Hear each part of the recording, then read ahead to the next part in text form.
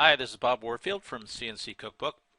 Today we're going to run through how to estimate turning jobs using our G-Wizard Estimator software. I just got a call from a customer who wanted to see this, so I asked him to send me his print of a simple part and told him I'd go ahead and estimate the part for him using this product. So here goes. For starters, here's the G-Wizard Estimator product. It's currently still in beta test, but G-Wizard Calculator customers and trial users are welcome to access it. So what we have is an overall estimate page that sort of lets you enter in information about who your customer is, the buyer, so on and so forth. A detail page where we're going to break down exactly what it takes to make the part in terms of what we call ops or operations, and there are both variable costs, per part costs, and fixed costs, which are one-time costs. There's a set of features. These are just like the features that your CAM program understands. G-Wizard Estimator is feature-based, and so what you're going to be doing is working from your print to enter in features to use for the estimation. Okay? And then we have various other utilities here available. So for starters, you want to make sure you've picked the right machine. This is a turning job, so I want to have a lathe. Depending on whether you've picked a lathe or a mill, that changes what features are available. But we have a lathe, and its hourly rate is set to $60 an hour. And we have an hourly rate calculator here that makes it easy for you to figure the hourly rate on your machine, what that ought to be. But we're just going to go with $60. Okay? Now here is the print of the part we want to do. And pretty straightforward little part here. No biggie. What we're looking to do is enter the features. So a feature would be we've got two OD diameters, two outside diameters. We have one big one that is 1.5 inches. We have one smaller one that's 0.630. We have some areas that will need facing, and we've got a variety of radiuses called out here, radii, that need to be built in. So let's dive in and see how this is done. Go ahead and try to keep this part print in mind. When I write this up on our blog, there will be an image of this. So you'll be able to just open the blog in a separate window while you follow along in the video here. Okay. All right, so let's start out with some features. We want to turn the diameters first. And as you can see, we let you enter various diameters. These diameters are from left to right if you think about your part. And so what I'm going to do is flip this part around. We'll put that big diameter here, and the next diameter out will be the smaller diameter. So again, just to refresh, this part will be reversed from this. This piece here will be up against the chuck. This part will stick out, and that's how we're gonna go about thinking about this part. So the first diameter is the big diameter. It's 1.5 inches, right? I'm gonna just drag this over here on the rest of the screen so I can refer to it. So we've got 1.5 inches diameter. The small diameter is 0.63. There's not a third diameter, so I'm just going to go ahead and zero that out. Okay, let's get our lengths in. So the larger diameter is 1/4 inch in length. The other diameter is, what is it? It's 1.660.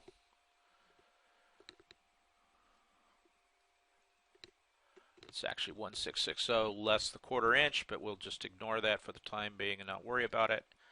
I want to put a radius on these radii go on the top corner of these. So it'll go here and it'll go here if you look at this. So I want to put a radius. That top corner radius is 0.50, 50 thousandths. And then on the smaller diameter, that little radius is 0.79. Okay. So those are our two outer diameters, and let's go ahead and recalculate, see what we get. So we get basically a complete recipe here for what's supposed to be going on. Right, we've got finish and roughing passes for each one of these. All right.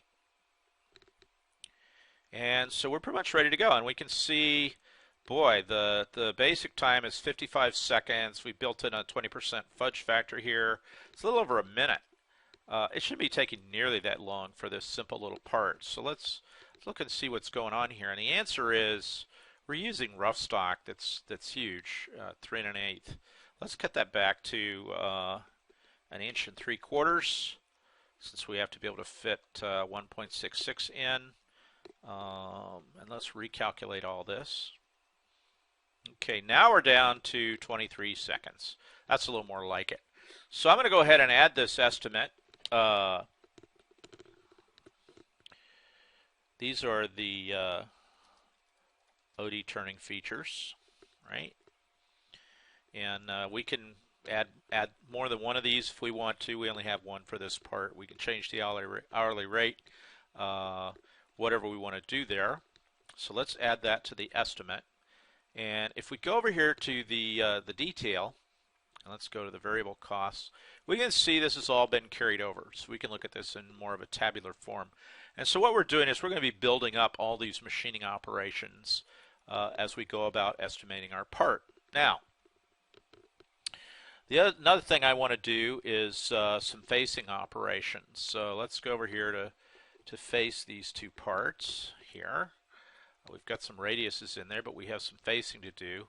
So the stock OD is 175, and let's go ahead. We're going to face the big piece. We're going to take that from a little bit over its diameter, 0.63. Let's just put in 0.75. This is just a estimate, so it doesn't have to be super exact. And then how much material are we going to take off? Not very much. Let's just assume we've got a finish pass available to us there and go like that. So here again, we've added these two operations. They're going to take almost no time at all with CSS and everything. But let's face the inside of the larger OD. Let's go ahead and add that to our estimate. Let's see, we also want to face the very end of the piece. So let's plan to do that as well. Now let's say we're going to take 0.75. We cut the OD down to size first, and that's got to go all the way to 0. Right? And we'll do the same sort of a finishy kind of a pass. Actually, maybe we'll take a little more here because this is where the part was cut off, and we don't know for sure how precisely that was done. Right, so we'll recalculate that, and we'll change this to say face the smaller OD. Right, we'll add that to our estimate. Okay.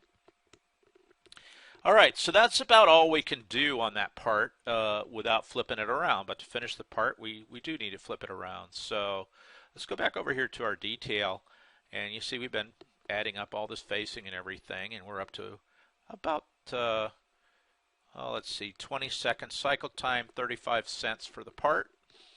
But we want to do this flip around, so let's add an operation. This is just going to be a other operation, so we're going to say this is flip part in chuck, right? There's no tool involved. I don't know, the operation time is going to be let's say it takes 1/10 of a minute, right? And we'll use the same cost since we're holding up the machine while we're doing that. And we'll save that op. All right, so we flipped the part. Away we go on that. So now it's flipped around, and we can do the rest of the features. We can do another facing operation, which we're going to take from 1.75 down to 0. Okay. Let's go ahead and face the end, add that to the estimate, Let's see, we got to recalculate, add that to the estimate. What else? We have a radius there. I don't have a convenient radius operation, so I'm just going to use this facing operation. Again, we're estimating. It's quick and easy. Let's add that. Oh, we forgot to part off our part. Well, that's no biggie. We'll just go over here to groove part, and we'll add that now.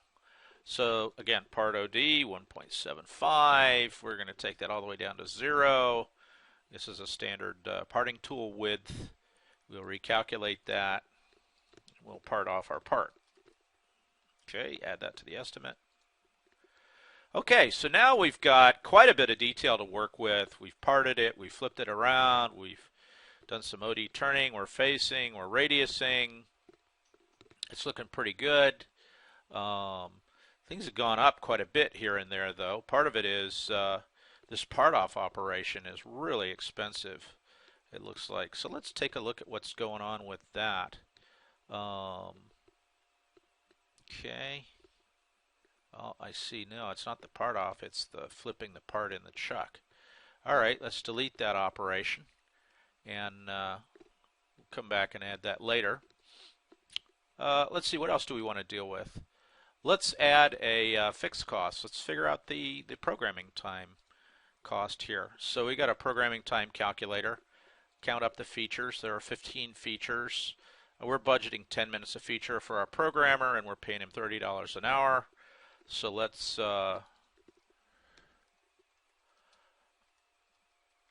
just call that CAD/CAM programming time. Let's save that in there. Right, so now we got a fixed cost. So if we want to look at overall what's really going on here at this point, we can come back out to our estimate. We have a fixed cost here. We've got 90 minutes of CAD/CAM time built into this, or $90 worth. We've got a cost per piece of about 43 cents. Here's our cycle time in seconds, minutes, or whatever. In a typical 8-hour shift, we can produce about 1,100 of these. We can apply a scrap allowance, so on and so forth. And that's how you get an estimate for your returned parts. Thanks very much. If you have any questions, feel free to email us at CNC Cookbook. Just send your email to sales@cnccookbook.com. If you're interested in G-Wizard Estimator, just come to the site and click the products menu. We'll be happy to have you try it out. Thanks very much.